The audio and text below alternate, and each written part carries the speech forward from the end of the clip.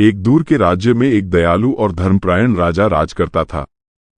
उसका दिल बहुत बड़ा था और वह अपनी प्रजा का बहुत ख्याल रखता था। हर दिन उसके महल के दरवाजे पर दो भिखारी भिक्षा लेने आते थे।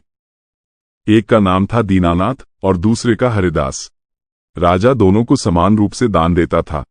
दीनानाथ राजा को देखते ही हाथ जोड़कर कहता, महाराज, आप ही हमारे अन्नदाता हैं, ये सब आपकी ही कृपा है। वहीं हरिदास कहता, महाराज, आपका दान एक जरिया है, पर असली कृपा तो उस ऊपर वाले की है।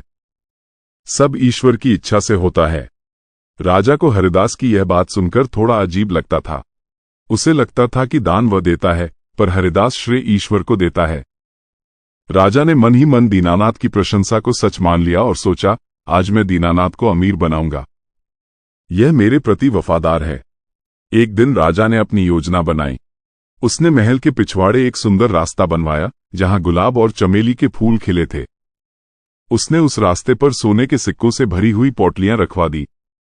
जब दीनानाथ और हरिदास भिक्षा लेने आए तो राजा ने दीनानाथ से कहा, आज तुम इस सुंदर रास्ते से जाओ, तुम्हें बहुत शांति मिलेगी। दीनानाथ उस रास्ते पर चल पड़ा। हवा फूलों की मीठी खुशबू से भरी हुई थी।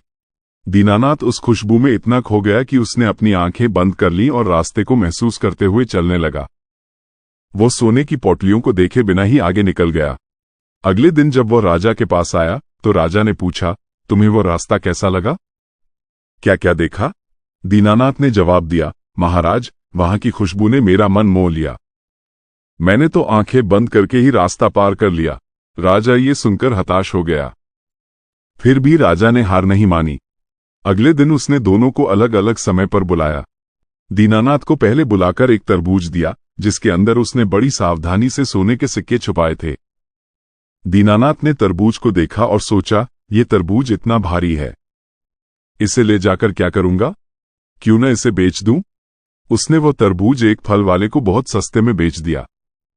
इसके बाद राजा ने हरिदास को बुलाया और उसे रोज से एक सिक्का ज्यादा दिया। हरिदास ने उस एक अतिरिक्त सिक्के को अपनी खुशी मान लिया। उसने सोचा, बच्चों के लिए आज कुछ खास ले जाऊंगा। वो बाजार गया और उसी फल वाले के पास पहुंचा जिसने दीनानाथ से तरबूज खरीदा था। फल वाले ने हरिदास से कहा, यह तरबूज थोड़ा कटा हुआ है, इसलिए कोई नहीं ले रहा, मैं तुम्हें ये सस्ते में दे देता हूं। हरिदास ने वो तरबूज खरीद लिया। जब हरिदास ने घर जाकर तरबूज काटा तो उसकी आंखें खुली की खुली रह गईं। तरबूज के अंदर सोने के सिक्के थे। उसकी और उसके परिवार की गरीबी एक पल में दूर हो गई। अगले दिन जब राजा ने देखा कि दीनानाथ फिर से भीख मांगने आया है पर हरिदास नहीं आया, तो उसने अपने सेवक को हरिदास को बुलाने भेजा। हरिदास नए कपड़ों में राजा के पास आया। उसके चेहरे पर एक नई चमक थी। उसने राजा को प्रणाम किया और कहा, महाराज, ये सब ईश्वर की कृपा है। कल आपके दिए एक सिक्के से मेरी जिंदगी बदल गई। हरिदास ने सारी कहानी राजा को सुनाई। राजा का सिर शर्म से झुक गया। उसे अपनी गलती का एहसास हुआ।